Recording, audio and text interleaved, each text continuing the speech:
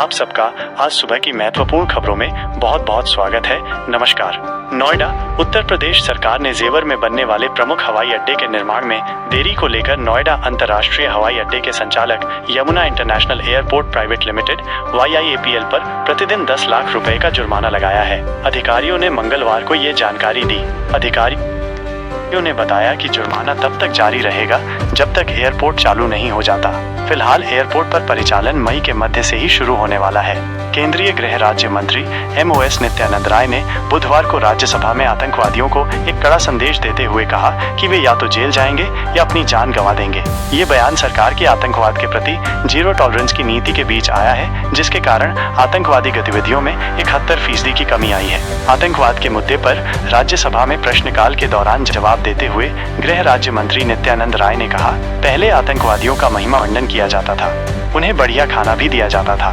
दिल्ली भाजपा अध्यक्ष वीरेंद्र सचदेवा ने CCTV लगाने के मामले में आप नेता एवं पूर्व मंत्री सत्येंद्र जैन के खिलाफ दिल्ली भ्रष्टाचार निरोधक शाखा ACB द्वारा FIR दर्ज किए जाने का स्वागत किया है। सचदेवा ने इस घटनाक्रम पर टिप्पणी करते हुए कहा कि यह तो सिर्फ शुरुआत है और कई और मामले सामने आएंगे जिन्हें तत्कालीन अरविंद केजरीवाल सरकार ने या तो कथित तौर पर दबा दिया था या जानबूझकर जांच में देरी की थी। मंत्रालय ने कहा, हम गाजा की स्थिति को लेकर चिंतित हैं। ये महत्वपूर्ण है कि सभी बंधकों को रिहा किया जाए। हम गाजा के लोगों को मानवीय सहायता की आपूर्ति जारी रखने का भी आह्वान करते हैं। मंगलवार की सुबह इजरायल रक्षा बलों IDF ने गाजा पट्टी में हमास से संबंधित आतंकी ठिकानों पर व्यापक हमला करने की घोषणा की थी। नई दिल्ली के जिला मजिस्ट्रेट ने इंदिरा गांधी अंतर्राष्ट्रीय हवाई अड्डे से कचरे के अवैध डंपिंग को चिन्हित किया है और कहा है, रंगपुरी पहाड़ी पर अवैध रूप से कचरा डालने के मुद्दे के गंभीर परिणाम है कि इससे विमान दुर्घटनाएं, स्वास्थ्य संबंधी खतरे आदि हो सकते हैं। सरकार ने मांग की है कि नगर निगम और दिल्ली पुलिस ऐसे कचरे का परिवहन करने वाले अनाधिकृत वाहनों के प्रवेश को रोकने के लिए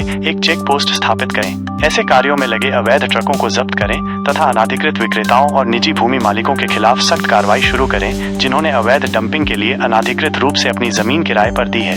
IIT दिल्ली ने 18 मार्च 2025 को JAM 2025 के नतीजे घोषित किए। उम्मीदवार नामांकन ID और पासवर्ड का उपयोग करके आधिकारिक वेबसाइट पर अपने स्कोर कार्ड देख सकते हैं। स्कोर कार्ड संभवतः 24 मार्च 2025 से डाउनलोड के लिए उपलब्ध होंगे। आधिकारिक अधिसूचना के अनुसार योग्य उम्मीदवार 24 मार्च से 31 जुलाई के बीच अपने JAM 2025 स्कोर कार्ड डाउनलोड कर सकेंगे। स्कोर कार्ड में उम्मीदवार द्वारा प्राप्त अखिल भारतीय रैंक भी शामिल होगी।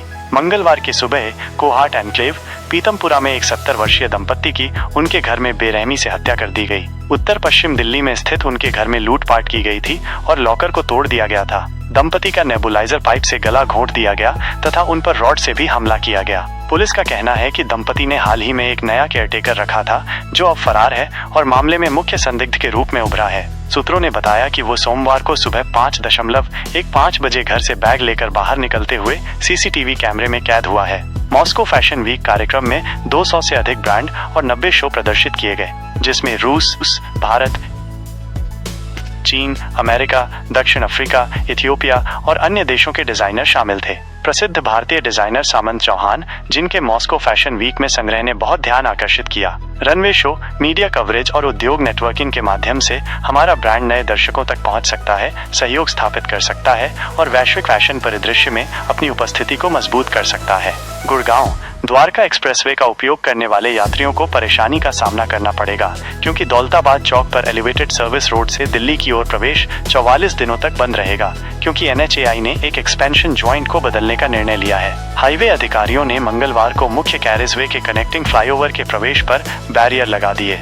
इसे 30 अप्रैल तक बंद रखा जाएगा। इस बंद से सेक्टर 99 से 106 और धनकोट, बसई और खेड़की माजरा के आसपास के इलाकों से यात्रा करने वालों पर असर पड़ने की उम्मीद है, जिन्हें अब बिजवासन टोल प्लाजा के बाद सतही सड़क से होते हुए मुख्य एक्सप्रेसवे पर जाना होगा। गुड़गांव रविवार को सोहना गुड़गांव रोड पर अलीपुर फ्लाईओवर पर ट्रैक्टर की चपेट में आने से बाइक सवार 3 युवकों में से 2 की मौत हो गई। तौफीक के चाचा हसम ने बताया कि 16 मार्च को उनका भतीजा अपने बेटे साकिब और अपने पड़ोसी के भतीजे मोहिन के साथ मोटरसाइकिल पर सवार होकर भोंडसी में किसी काम से जा रहा था। लौटते समय अलीपुर फ्लाईओवर पर एक ट्रैक्टर चालक ने लापरवाही से वाहन को हाईवे पर पीछे मोड़ दिया, जिससे उनकी बाइक ट्रैक्टर से जुड़े ट्रेलर से टकरा गई। तौफीक और मोहिन को सोहना के सिविल अस्पताल में मृत घोषित कर दिया गया तथा साकिब को सिर में चोट लगने के कारण गुड़गांव रेफर कर दिया गया। सेक्टर 93 स्थित स्पेज सोसाइटी के निवासी ने शिकायत दर्ज कराई है कि 14 मार्च को 2 लोगों ने उसके और उसकी पत्नी के साथ मारपीट की और जान से मारने की धमकी दी। शिकायत के बाद एफआईआर दर्ज कर ली गई और सोमवार को आरोपियों को गिरफ्तार कर लिया गया। आरोपियों की पहचान अमित कुमार 42 और अंकुर 44 के रूप में हुई है। गुरुग्राम पुलिस के प्रवक्ता ने बताया, पुलिस जांच में पता चला कि अमित की पत्नी उससे अलग रह रही थी। अमित ने आरोप लगाया कि पत्नी से अलग होने के पीछे यही कारण है जिसके चलते आरोपी ने ये अपराध किया। आरोपी को जमानत पर छोड़ दिया गया है, जबकि मामले की जांच चल रही है।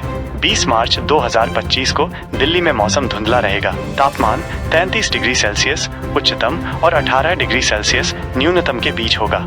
आप सबको फिर मिलेंगे। आप सबका दिन मंगलमय और शुभ हो। नमस्कार।